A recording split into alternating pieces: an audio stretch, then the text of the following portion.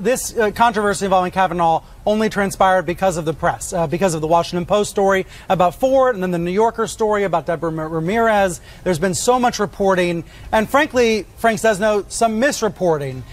Do you think the press is coming out of this looking weaker because many people feel that the press chose a side through this? Yes.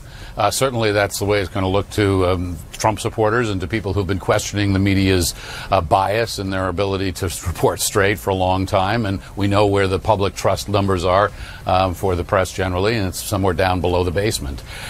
Look, the fact of the matter is that by any reasonable measure, this has been an extraordinary week for this president. Forget the Russia investigation, forget the tax story, forget all the rest.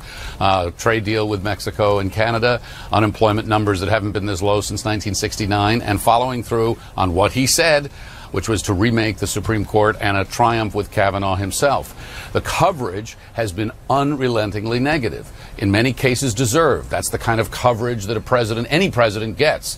But what the public and what the White House come away from this with is, some fair territory to wag their fingers and say, I told you so. Even Joe Scarborough goes on the air and says the mainstream media were unfair toward the president. So there's going to be some very serious thinking now. And as the country is, as you pointed out, as divided, more divided than it's ever been coming out of this Kavanaugh thing around this stuff, I think the challenge grows even greater for the media to figure out where it's going and how it's going to try to find some balance in all of this. Here's something that Sarah Fagan said on MSNBC the other day. She said that 20 years ago, some of these allegations, like the Ramirez story in the New Yorker, wouldn't have even been published. Here's what she said.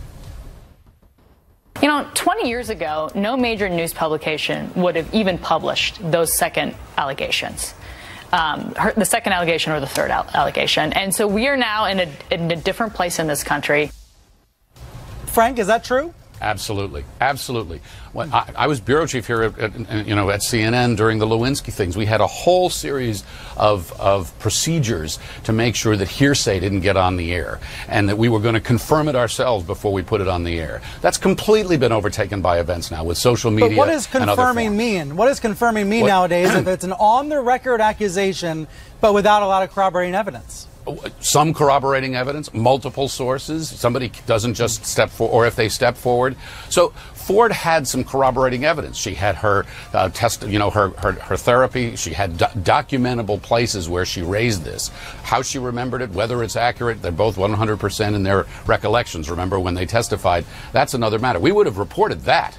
But some of these other things, I agree, we would not have reported in the old days. Yeah, let me take through some of the other examples. We mentioned the New Yorker story. That's the Ramirez story. Ronan Farrow and Jane Mayer interviewed her on the record. But some people said, hey, the New Yorker shouldn't have published the story because there wasn't enough supporting evidence. Then there was that New York Times report about a bar fight in 1985. It was co-written by magazine staff writer Emily Bazelon, even though she opposed Kavanaugh in her capacity as a Yale Law School fellow. So the Times came out and said, look, we stand by the story, but we should not have sent her there to report on it. Even though it was convenient because she was in New Haven, Connecticut, she got the court filings. We shouldn't have had her name on the story. So that was another controversy. And then MSNBC snagged an interview with Julie Swetnick. That's the Kavanaugh accuser who was represented by Michael Avenatti.